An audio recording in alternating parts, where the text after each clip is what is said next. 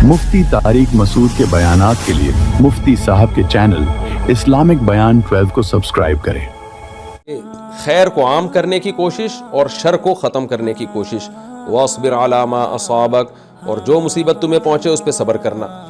यहाँ उलमा ने नुक्ता बयान किया कि इतनी नसीहतों पे लुक़मान अलैहिस्सलाम ने ये नहीं कहा कि मुसीबतों पे सब्र करना। जहाँ अमर बिल मारूफ और नही मुनकर की बात आई है वहाँ फ़ौरन नसीहत की कि जो मुसीबत पहुँचे सब्र करना।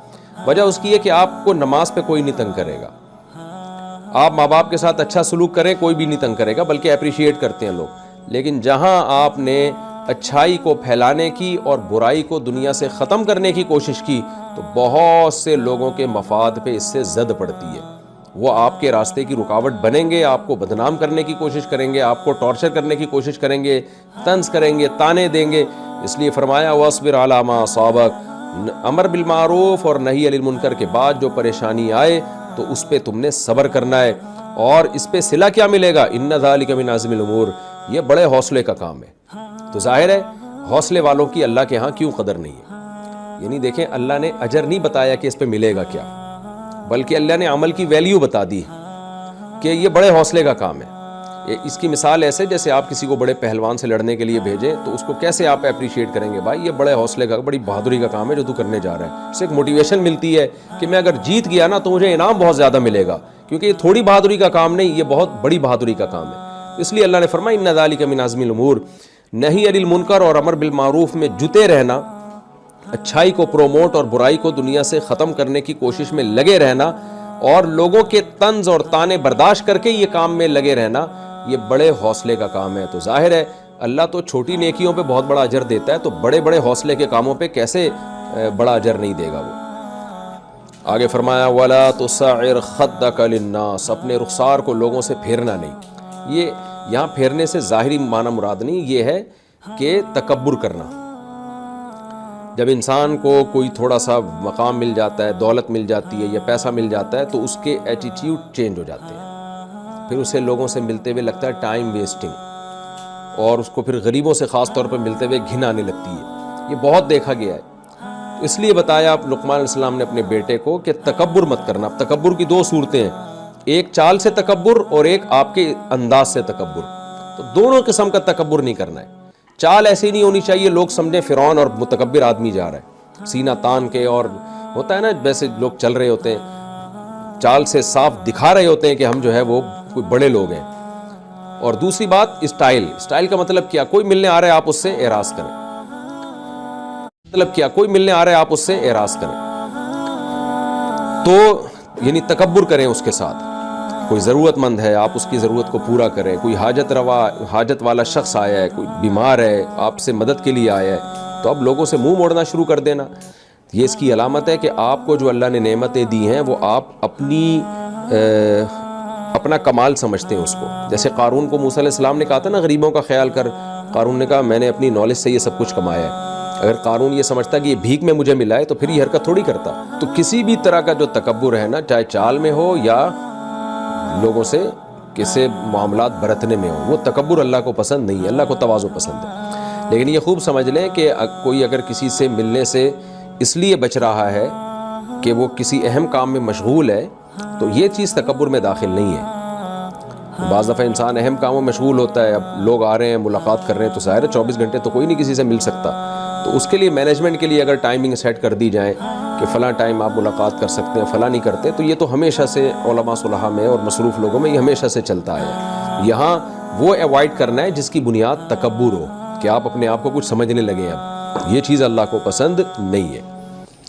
इसलिए फरमाया इन्नल्लाह ला युहिब्बु कुल्ला मुख्तालिन फ़ख़ूर, अल्लाह ताला किसी भी तकब्बुर करने वाले को और शेखियाँ बिगाड़ने वाले को पसंद नहीं करते।